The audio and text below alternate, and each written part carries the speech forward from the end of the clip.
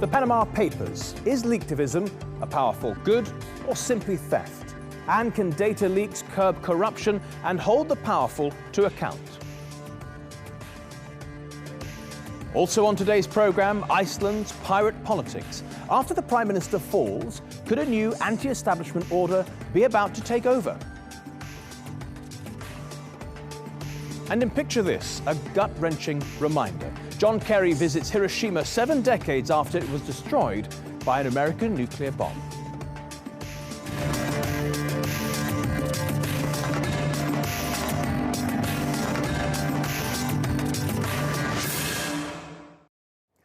Hello and welcome to the Newsmakers with me, Matthew Moore. A network of international hackers, leakers and whistleblowers is providing us with vast amounts of data about the world we live in and the power structures under which we live. They are ideologically motivated individuals who, by force, theft or cunning, have taken and released millions of documents we would otherwise never have known about. From WikiLeaks to Snowden and now the Panama Papers, these leaks have uncovered the mass surveillance system used by governments around the world, the intimate workings of US foreign policy and the business dealings of the wealthy and powerful. Today's newsmaker then is Leaktivism, as we ask if exposing the secrets of the world's rich and powerful is fundamentally altering our relationship with authority. Whistleblowers are increasingly holding the world's elite to account. They've exposed state secrets, criminal and immoral activity, and have forced world leaders to answer tough questions. As the world becomes increasingly digital, the ability to blow the whistle on vast amounts of information is becoming easier. In 2010, US Marine Chelsea Manning leaked classified and sensitive military documents and diplomatic cables to WikiLeaks. It was hugely controversial and has been pointed to as a potential catalyst of Tunisia's Jasmine Revolution. In 2013, National Security Agency contractor Edward Snowden revealed mass surveillance by US and UK intelligence agencies. It triggered new legislation in the UK, and Silicon Valley companies have increased their encryption software. And this month, the Panama Papers exposed dozens of the world's political and business elite linked to offshore accounts. Iceland's Prime Minister has stepped down over the scandal, and British Prime Minister David Cameron has had to release details of his personal taxes after his late father was named as having an offshore account. With the growing scale of leaks, news organisations are increasingly collaborating, and outlets like the New York Times, The Guardian and Al Jazeera have dedicated online folders to receive leaks. With such networks in place and so many ways to access information, elites are now finding it difficult to keep their information out of the public view. Mossack Fonseca, the law firm behind the Panama Papers. It says its data was obtained through an external hack and that it was the victim of a crime.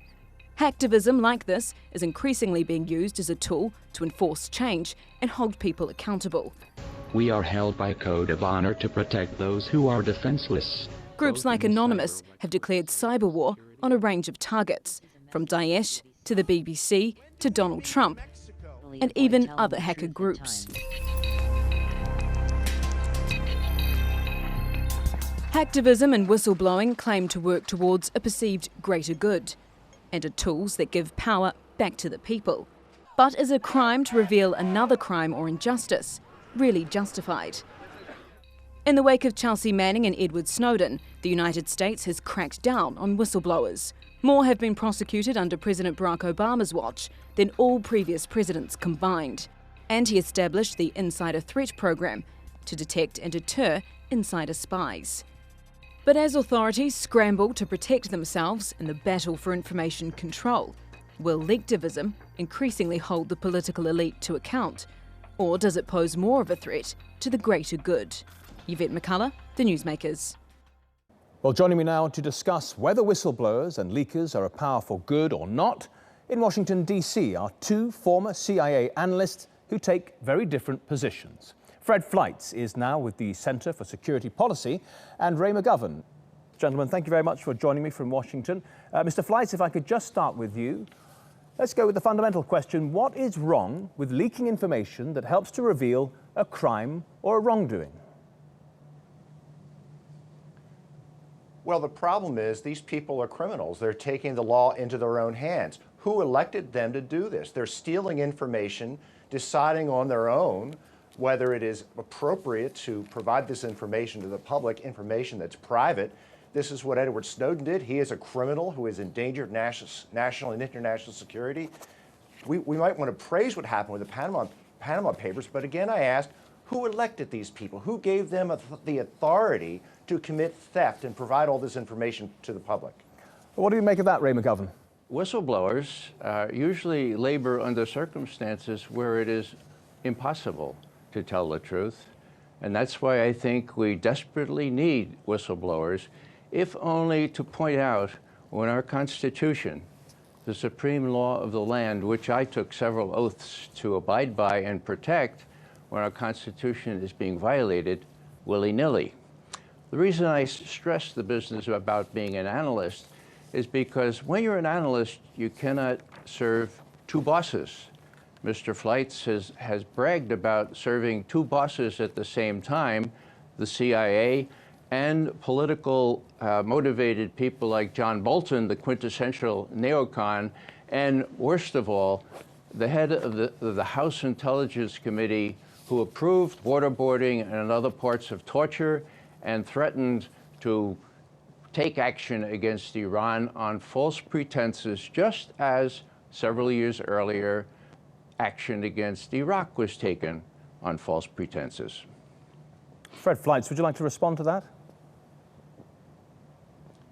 Well, I'm happy that Mr. McGovern, I'm happy to be on with him, a fellow CIA analyst, and it looks like he knows a lot about my resume. He's misrepresented it. I'm simply going to ignore those comments. The question I think that Ray needs to answer is it a crime for hackers to steal information in the Panama Papers case and provide it to the public? Does he have a problem with hackers deciding on their own, taking the law into their own hands to provide information in this method? Isn't that a dangerous precedent? But where are the legal channels to bring these matters to light? There are numerous legal channels. I mean, if someone was to obtain this information, it could have been provided to a court. In the case of Edward Snowden, there were numerous legal channels he could have used to raise the information that he stole and provided to the news media. These are people who think they are above the law. Ray McGovern, that's a fair point, isn't it? He could have done it, all of this information could have been released in a more responsible way, perhaps using the official channels? That's exactly wrong. That's exactly wrong, and Mr. Snowden made that quite clear the first time he was interviewed in Hong Kong. He had learned from the experience of people like Tom Drake at NSA that there was no getting out this message, and there was no protection from being jailed for the rest of your life if you went through channels, because the channels were people like Hoekstra, for whom Fred worked.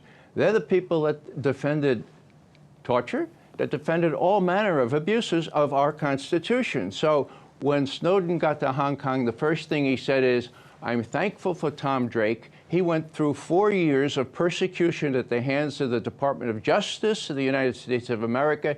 He told me that I had to get out of town if I wanted to reveal the truth and if I wanted to have some small prospect of not going to prison for the rest of my life. So that's why whistleblowers are essential. Our Fourth Amendment was being violated willy-nilly by Michael Hayden, head of the NSA, and then later head of the CIA, for that matter. And that needed to be exposed, because without privacy, you cannot have a democracy. Okay, Fred Fleitz, that's a point, isn't it? Under the Obama administration, it's become tougher and tougher for people to become whistleblowers and reveal things that need to come out. No, I completely disagree. Edward Snowden could have brought all of his concerns to the Senate or House Intelligence Committees. I've spoken to my former Democratic staff members on the House Intelligence Committee. They said, we wish he had come to us. And concerning Thomas Drake, he gave classified information to the news media. He broke the law. He took an oath not to do that. It's hard to take seriously claims by someone who says he's been a president when he decides to break the law. Ray McGovern, go. Yeah. Thomas Drake did not give any classified information to the media, and that's a matter of record.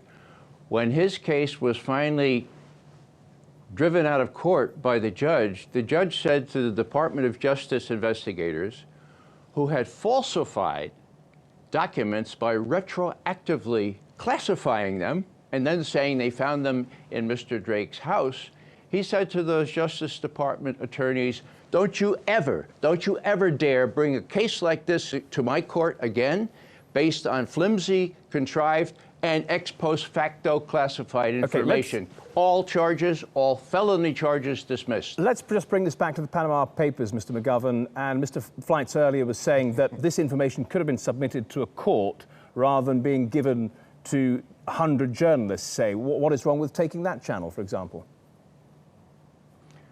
Well, the Pentagon Papers are a different animal. Panama they have Papers. Nothing to do with national security. Yeah, I'm sorry. The Panama Papers have nothing to do with national security. I'm not an expert on those kinds of things, but I do suggest that if the leaker of the Panama Papers was as clever as Edward Snowden, he would not have given them to the corporate media. Right. Because the corporate media now has had a chance to massage them. So you don't trust the broader media, but you are entirely happy with the way WikiLeaks went about putting unredacted information on the internet, is that right? A lot of that information was redacted. You make a mistake. Okay. A lot of that information was made available to the New York Times, and they refused to redact it. Now, there were concerns about that, about WikiLeaks, with the Bradley Manning, Chelsea Manning information, the cables that came out, that it put Afghan lives at risk, ordinary Afghans, translators and so on, who were helping NATO, and their names were available online. And Assange is reputedly, rather reportedly, to have said, you know, if Afghans' lives are at risk, well, they're informants. So if they get killed, they've got it coming to them. They deserve it. I mean, doesn't that cause you concern? It's caused me no concern. What you have here is a situation where Robert Gates, the Secretary of Defense, said, this is going to hurt our national security. It's going to endanger our troops. The head of the Senate and the head of the Senate Armed Forces Committee said, send me a memo on that. And the memo came out, and Robert Gates said, luckily, I was wrong. The prospect of endangering our troops was, quote, significantly overwrought, Gates's words. So Assange has Gates to support him on that one. What do you make of that, Mr. Fleitz? Well, this gets back to the issue that these are people who are taking the law into their own hands. Individuals who have access to electronic information, who think it is okay to steal it and provide it to the public, information that they don't own, because they have themselves decided that it constitutes some type of a crime. And I think this puts us down a slippery slope if we say it's okay for people to do this. There has to be a legal way for whistleblowers to provide information that may threaten the public, but just dumping it to the news media is obviously not that way. Now, I've written about how there has to be a new channel for intelligence whistleblowers to bring information to the House Intelligence Committees without threat of retaliation. I've written an article in National Review about this. I mean, that's among the routes that we can consider. But this current situation, I think, is unacceptable. But until your proposition is taken up, what should people do? It's difficult, isn't it? Under the Barack Obama administration, more whistleblowers have been prosecuted than under any other president. I think all those whistleblowers are criminals who broke the law. But I tell you, there are avenues for legitimate whistleblowers to go to the intelligence committees, to go to the Justice Department, and there's other avenues that they can pursue legally to raise classified concerns that may break the law without endangering their careers. I have seen these avenues used by numerous members of the intelligence community. I just want to draw... I think any legitimate whistleblower would use them. Okay, I just want to draw on both of your experiences at the CIA, in security and so on, for a moment for the last question. If you could, Mr. Fleitz and Mr. McGovern, just let me know, do you think, looking to the future, that the hacktivists and leaktivists, if you like, and so on, are going to have the upper hand, or will the government agencies and other institutions catch up with them in terms of technology and be able to protect their secrets better in the future? Who will have the upper hand in this? Mr. Fleitz, if you could just start, and then we will take Mr. McGovern's answer afterwards. Thank you. I think the activists may have a slight upper hand, but at the same time, I think government and industry are going to improve encryption. And I think in some cases, there will be computer systems that will be simply completely isolated from the internet for sensitive corporate communications because they can't be sure that it will be possible to protect them from hackers. Mr. McGovern, where do you see this going? The objective of that system, of course, would be to hide government crimes. I see the upper hand being given to very, very ideologically driven people. And it's okay to be ideological about seeking the truth. That's what we have here. That's what I did as a CIA analyst working for just one master, the analysis master, the truth. And that's what we have with people who reveal abuses of our Constitution because there's no other vehicle with which to do this. Ray McGovern and Fred Fleitz, both in Washington, D.C. Thank you for joining us on the Newsmakers.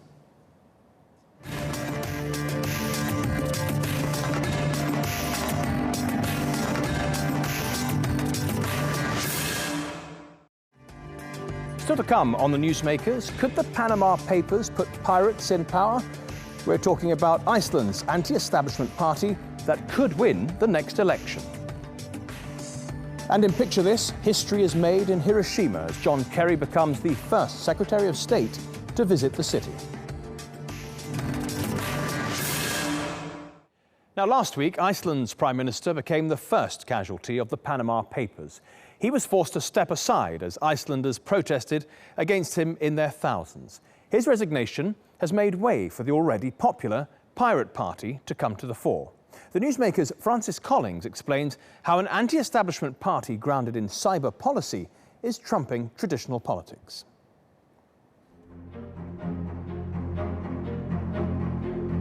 Public outrage and calls for the Prime Minister to resign.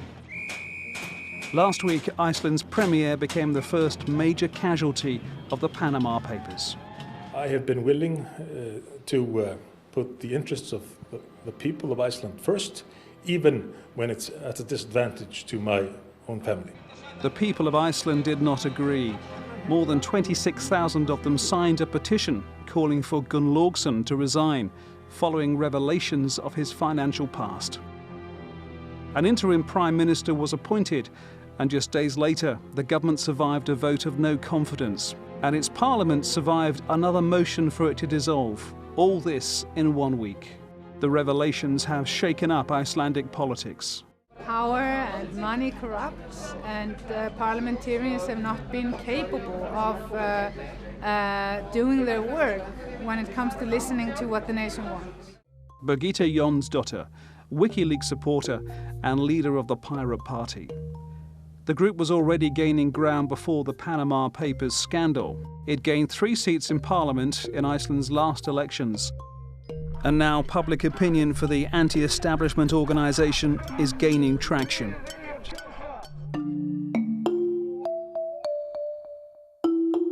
A poll conducted after the Panama leak showed that 43% of Icelanders support the Pirate Party. But who is the party that now finds itself at the forefront of Icelandic politics?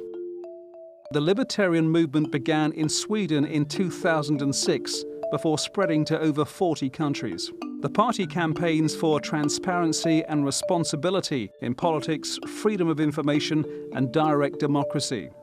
Policies that are far removed from those of the ruling coalition government. With elections brought forward to autumn, by the end of this year, Iceland's political future could look very different. Francis Collings, The Newsmakers. Well, joining me now is the international representative for Iceland's Pirate Party, Sunna Ivarsdóttir. Thank you very much for joining us. Let's start with the opinion polls, which show your party getting at least 40% of the votes so far. How much of that is down to the Panama Papers? I wouldn't necessarily say too much, because the Pirates have been polling at 35 to 40% in the polls for the last year or so. What I believe is that the Panama leaks will basically reinforce the status quo, will reinforce the polling that we have been getting so far. But it's interesting, isn't it? Your leader has been quoted as saying that she's actually quite scared of becoming Prime Minister. The Pirate Party, of course, doesn't want to become the establishment because that's, after all, your whole reason for being, isn't it? To hold the establishment to account. So if you actually do end up leading the government, where does that leave you with your platform? I believe that leaves us in a prime position to get our policies through and actually improve the way government works in Iceland and improve the way the legislature works in Iceland. And, but then you become the establishment yourself, don't you? Yes, of course we will be. If let's say we become part of a coalition government, we will be the establishment. However, I think our vision has always been to hack the system from inside, to change the system from within. So obviously it would be a great position for us to get through all of our policies. And what do you make of the Prime Minister standing down? You obviously think he did the right thing. Well, yes and no. I think he did the right thing stepping down. I think he did it in a completely wrong way, and he has not shown a single iota of regret or deference to his people or any kind of accountability for his actions. He remains a parliamentarian in Parliament, and he remains basically the leader of the Progressive Party. So, and he hasn't even formally himself spoken the words, "I have resigned" as Prime Minister. Considering how he backtracked on having resigned only a few days ago, one can ask oneself if he thinks that he might step back in at some point before we have new elections. But he's always maintained, hasn't he, that he hasn't been found guilty of anything. And in a way, you know, you might argue that it is quite undemocratic that this stolen data could be used to force him from office. In my view, no, because he has been actually sitting on both sides of the table as a negotiator with the creditors of our fallen banks. Basically, in my view, the Prime Minister has been revealed to have been guilty of hiding his interest as a creditor of the fallen banks, whilst simultaneously negotiating with the fallen banks about what to do in terms of the capital controls and how to lift them, and his position as one of the lead negotiators against the banks, while simultaneously holding a secret interest in the outcome, is a violation of good governance rules here in Iceland. That is my view as a lawyer. And just finally and briefly, do you think that the political and financial elites around the world are going to behave better because they know that at any time it is possible that their secrets will be revealed? Possibly. I hope so, for their sake. But I also think the arrogance and sort of the belief in power that the elite believes itself to have will also lead to the fact that they will continue in their old ways until something a lot more drastic happens than this leak, in my view. Sunna Ivarsdottir, thank you very much for joining us on the Newsmakers.